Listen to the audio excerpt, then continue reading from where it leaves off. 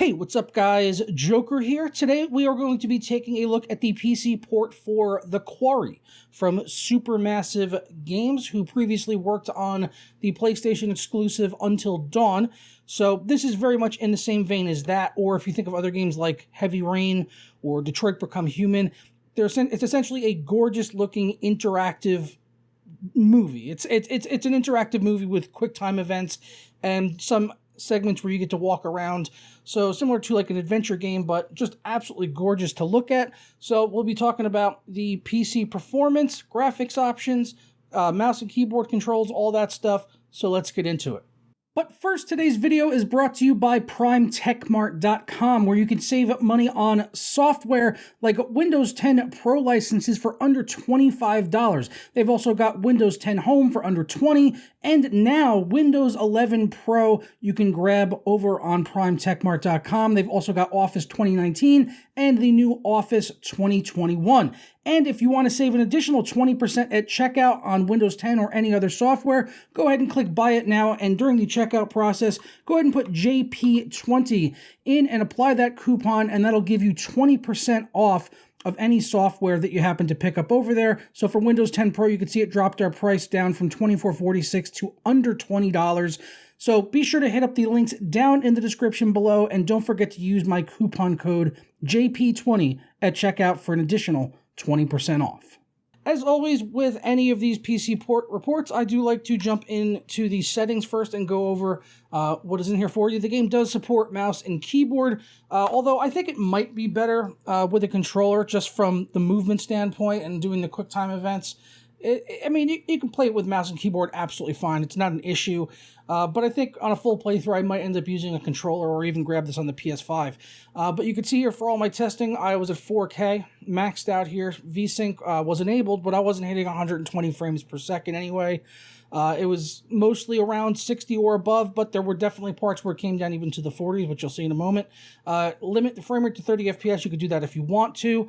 It does have me on a custom preset, but I'm not sure because this is basically ultra, probably because I messed with the settings and was seeing what else, how things run and stuff. But anti-aliasing they have in here. We don't know exactly what form it is, unfortunately, but I had that up ultra. We've got screen space ambient occlusion, texture quality, shadow quality, depth of field, which I'm usually not a huge fan of in like action games and stuff, but in something like this where it's essentially a quick time event, movie simulator, I'd like to have all of the nice visuals, and since the camera work is going to be a lot better anyway compared to a typical game where you're running around, I like to use it. Effects quality, and then finally foliage quality. So not a ton of graphics options for you to tweak, but there are some here that you could probably dial in to get a little bit better performance. Although with the type of game that it is, as I said, it is essentially a movie. Yeah, the frame rate coming down here or there, it's not really that big of a deal or even super noticeable, as during the segments when you're walking around, it was running very, very well, super smooth.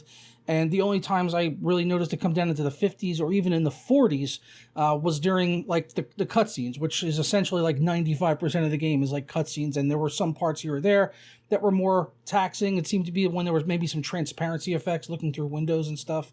And I did notice one hitch in the game, but it was going from like one scene to the next, and it loaded in very quickly. But it had like a little bit of a stutter just as it loaded into like the next camera shot. But that was really the only one that I saw where it was like a very noticeable hitch or stutter in the game, quote unquote gameplay. I'm doing air quotes here because it's kind of hard to call some of this gameplay. Although don't get me wrong, I'm a huge fan of these types of games. I think they're absolutely fantastic. I remember playing Heavy Rain back on the PS3. It's not from the same developers, but I really enjoyed that game. Detroit Become Human was another one. And I never got to really play Until Dawn because it was on the PS4 and I didn't really want to play it because it was 30 frames per second, which I know is kind of petty in a game that's sort of like this, where essentially it is a movie. But even during these segments where you're walking around, it's distracting to me. So I like to have the 60 frames per second or higher, even though I know there's going to be a lot of people out there that probably wouldn't care if it's 30, and they might even choose to lock this game to 30 to give it a more cinematic visual experience, or just to have it to be more consistent so you're not really dealing with any frame drops or anything like that if you have it at a lock 30. Overall, though, with the performance, I have to say that I was pretty pleased with it. Honestly, even when it was dropping down below 60, it really wasn't very super noticeable. And if I did have the frame rate counter up there, I probably wouldn't even have known, as I said, it was happening mostly in cutscenes, and walking around and stuff runs very, very smooth. VRAM-wise, it's not like crazy super demanding on VRAM. It was using around 7 gigabytes roughly of actual usage for the game itself, even though I was allocating close to like 10 gigabytes on my 3080 Ti. But for the most part, yeah, it was only using around 6 to 7 at any one given time for the Quarry, so really no issues there. For the 3080 Ti, didn't see any VRAM limitations or anything like that. CPU-wise, also not super taxing. So I hope that this will be able to run on a wide range of hardware. If I was nitpicking, I would say I do wish that there was a DLSS or FSR 2.0 mode for the Quarry. That would have been nice to see that included, as the game can still be very, very demanding on these higher settings. And with a game like this, you know, you really want those visuals. You really want it to look as good as possible. And, you know, that's why I really wouldn't want to go and lower any settings. But thankfully, like I said, it's not really a big deal when the frames do come down below 60 in a title like this, at least to me. I know there might be some people out there that disagree, but really wasn't that big of a deal. And really the main point is that the frame times were smooth. It wasn't like hitching or stuttering. It was just, this scene is very taxing. It's maxing out my graphics card, which is a good thing. It's fully utilizing the hardware, and it seemed to be fairly optimized for the driver that I was using, which was 512.95, which I can't recall off the top of my head if this was included as part of a Game Ready in that driver, because that driver came out towards the end of May.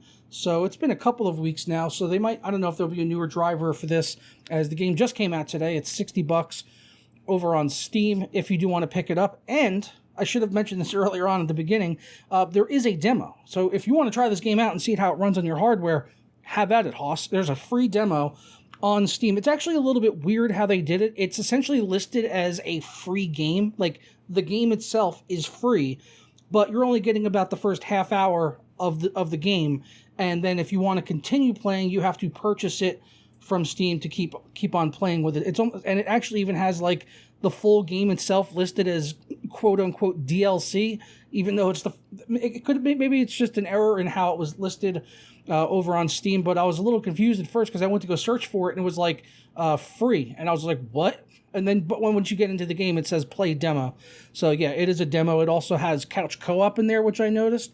And you can also just play the game as a movie and not even have to interact with it, which, I don't know, sounds kind of boring. I kind of like interacting with it. I think it makes it a little scarier when you kind of feel like you're at risk and not just watching a movie itself. And outside of the free demo, the one more thing I guess worth noting for the PC version is that you do need to have the 2K game launcher, as 2K is the publisher of the game. You can purchase it through Steam, but when I try to launch the game on Steam, it opens up the 2K launcher, similar to like something like Uplay or Origin, might do if you purchase one of their games on Steam. It's still going to open up that other application. So that might be a bother to some people, having to have two applications in order to play the game, although you can purchase it on Steam and have it in your Steam library. But it is going to launch the 2K game launcher, which I already had installed on my system, so I'm assuming if you didn't have it installed, they're probably going to prompt you to go ahead and install it. And I did read that the game does have de novo DRM, so there's a couple of strikes against the game, but honestly, overall, it's really nice and scary as all hell. Like, it was scary as shit playing this, and that's why I think I might pick it up on PS5, because I think I would enjoy playing this at night with the lights off. Although I'm probably going to scream like a girl. Speaking of screaming like a girl, the two main characters at the start of the game, there's obviously going to be more characters, I'm sure, as the story goes on.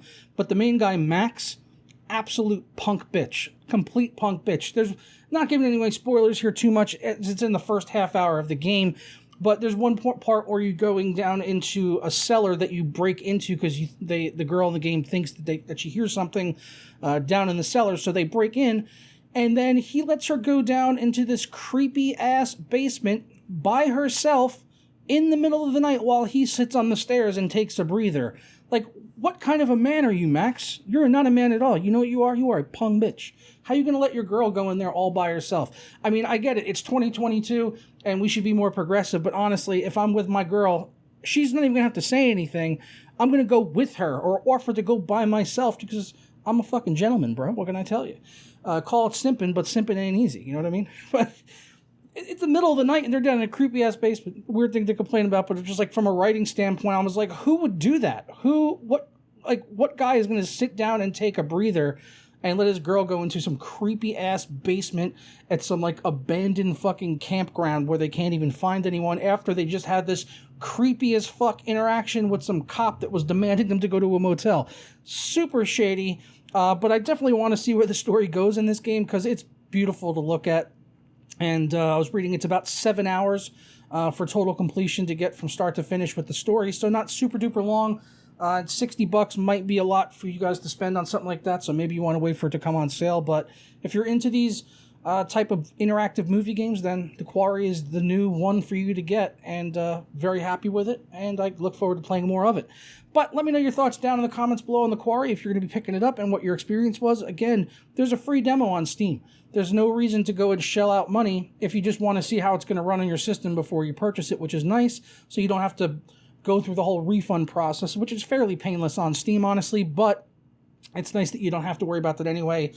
But the download for the demo is essentially the full game, and it was about a 45 gigabyte download, so not a small download by any means. It would have been nice if it was just a smaller download and it was just that segment of the game, but it seems to include all of the game files, and then if you want to continue playing it, you just have to pay for that access to play it. So there you go. The Quarry, available now on Steam for $60. Look forward to interacting with you guys in the comments, and I hope you all have a fantastic weekend. Tara.